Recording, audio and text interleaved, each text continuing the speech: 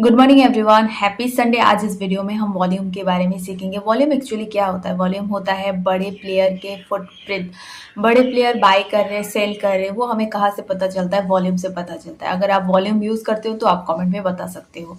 तो मैं वॉल्यूम क्या होता है उसके लिए मैं गूगल का हेल्प लूंगी। गूगल पे अगर हम सर्च करते हैं व्हाट इज वॉल्यूम, तो यहाँ पे हमें देखने को मिलता है trading volume refers to the total number of shares और contract traded in a financial market during a specific time frame. Volume actually क्या रिफर करता है? एक स्पेसिफिक टाइम फ्रेम में या पर्टिकुलर टाइम फ्रेम में जो कॉन्ट्रैक्ट या जो शेयर्स ट्रेडेड होते हैं वो हमें कहाँ से पता चलता है? वॉल्यूम से पता चलता है।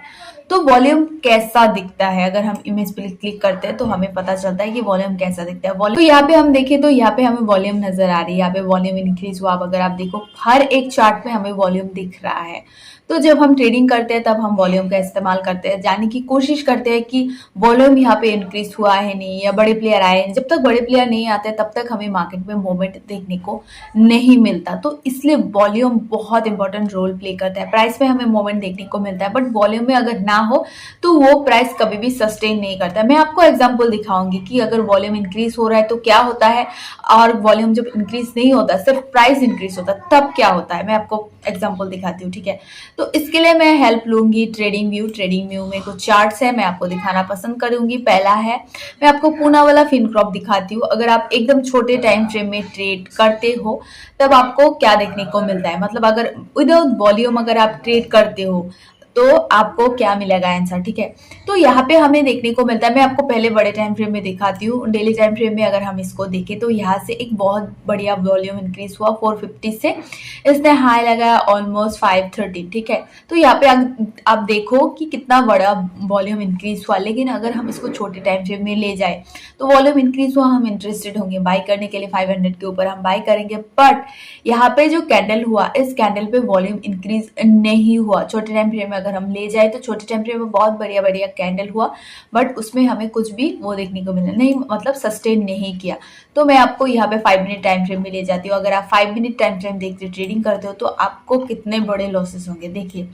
तो यहाँ से क्या हुआ, 491 से बहुत बढ़िया मूवमेंट दिया, वॉल्यूम इंक्रीज हुआ छोटे टाइम फ्रेम में, बट बड़े टाइम फ्रेम में इतना कुछ देखने को नहीं मिला। आप अगर देखो तो 500 से फिर से उसने रिजेक्ट करके अभी ये नीचे 485 पे सस्टेन कर रहा है। लेकिन अगर हम डेली टाइम फ्रेम में देखें तो डेली टाइम फ्रेम में कुछ भी वॉल्यूम इंक्रीज नहीं हुआ। आप अगर देखो तो यहाँ पे वॉल्यूम इंक्रीज हुआ। जब तक यहाँ पे वॉल्यूम इंक्रीज नहीं होता तब तक हम इस पे प्लान नहीं कर सकते हम। और मैं आपको और एक ट्रेड का एग्जांपल देती हूँ जहाँ पे ये चीज़ हुआ है कि कैंडल बहुत अच्छे बने बट वहाँ पे वॉल्यूम नहीं था। उस वजह से वो जो प्राइस है वो जो सस्टेन नहीं कर पाया, क्योंकि एक रिटेलर कितना सस्टेन कर पाएगा?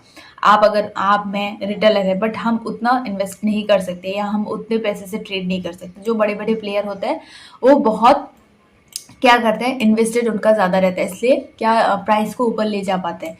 तो यहाँ पे अगर हम देखें इटरनल का चार्ट सेम है। यहाँ पर अगर देखो तो यहाँ पे बहुत बढ़िया से वॉल्यूम इंक्रीज हुआ। मैं आपको अगर यहाँ पे दिखाऊँ तो ये वॉल्यूम इंक्रीज हुआ, ये हुआ, और कैंडल भी बहुत अच्छे बने। बट यहाँ पे अगर हम देखें तो यहाँ पे क्या हुआ इस प्राइस से 314 से हाई लगाया 335, देन फिर से नीचे आया, फिर से ऊपर गया। लेकिन अगर आप देखो तो यहाँ पे प्राइस तो ऊपर जा रहा है बट वॉल्यूम में कुछ भी नहीं, वॉल्यूम में जीरो कंफर्मेशन। तो अगर वॉल्यूम में जीरो कंफर्मेशन है तो वो चार्ट कभी भी सस्टेन नहीं करेगा। अगर आप देखो इसने हाई लगाया ऑलमोस्ट कितना 344 हाई लगा के अभी नीचे आ रहा है। तो इसका मतलब क्या है, अगर हम यहाँ पे बाय कर रहे थे, मतलब 328 पे अगर हमारा बाइंग है तो हमारा स्टॉप लॉस हिट होगा, क्योंकि अभी वॉल्यूम इंक्रीज हुआ, बड़े प्लेयर इंटरेस्टेड नहीं है। और अभी का जो मार्केट है, अभी का मार्केट हमें बहुत ज़्यादा सेल ऑफ देखने को मिल रहा है। तो इस मार्केट में थोड़ा आपको अवॉइड करना होगा। जब तक अच्छे वॉल्यूम इंक्रीज नहीं होता तब तक आप क्या नहीं कर सकते, शेयर्स में अपना ट्रेड नहीं कर सकते। तो मैं कुछ ऐसे भी स्टॉक्स दिखाऊंगी जहाँ पे आपको देखने को मिलेंगे कि वॉल्यूम इंक्रीज होने पर क्या हुआ था। ये इटर्नल का चार्ट ही आप देख लीजिए। यहाँ पे देखिए, यहाँ पे वॉल्यूम इंक्रीज हुआ, प्राइस भी हुआ, फिर डायरेक्ट गैप अप ओपनिंग हुआ। गैप अप ओपनिंग होने के बाद थोड़ा नीचे आया, पुल बैक लिया, फिर फिर से ऊपर। मैं आपको और भी चार्ट दिखाती हूँ एवी कैपिटल का। अगर आप चार्ट देखते हो हर एक चार्ट में आपको देखने को मिलेगा, मे बी लार्ज कैप में उतना नहीं मिलेगा, लेकिन स्मॉल कैप मिड कैप जितने सारे स्टॉक्स हैं अगर आप उसको अच्छे से एनालाइज करते हो तो वहाँ पे अच्छे से विजिबल होते हैं। तो अगर हम इस स्टॉक्स को अच्छे से एनालिसिस करें, मतलब आप डीप डाइव एनालिसिस करना, बैक टेस्टिंग करके पीछे जाके एनालिसिस करना ताकि आपको क्लियर हो। तो यहाँ पे अगर हम देखें तो यहाँ से इसने ब्रेकआउट किया है, कंटिन्यूअसली वॉल्यूम इंक्रीज हुआ, प्राइस में भी हमें मूवमेंट देखने को मिला है। यहाँ पे कंसोलिडेशन हुआ, वॉल्यूम पे कुछ भी देखने को नहीं, मतलब वॉल्यूम डिक्लाइन कर रहा था नीचे की तरफ से। फिर फाइनली यहाँ से वॉल्यूम इंक्रीज हुआ, प्राइस में भी हमें मोमेंटम देखने को मिला। एंड देन अगर हम इस यहाँ से देखें ऑलमोस्ट 225 से कहाँ तक अभी हाई लगाया 295, 295 नहीं 299 इसने हाई लगाया है आदित्य बिरला कैपिटल ने यहाँ से, because of the volume. Big player are interested in this stocks, अगर बिग प्लेयर इंटरेस्टेड है तो ये स्टॉक्स भागेगा, कुछ भी स्टॉक्स भागेगा।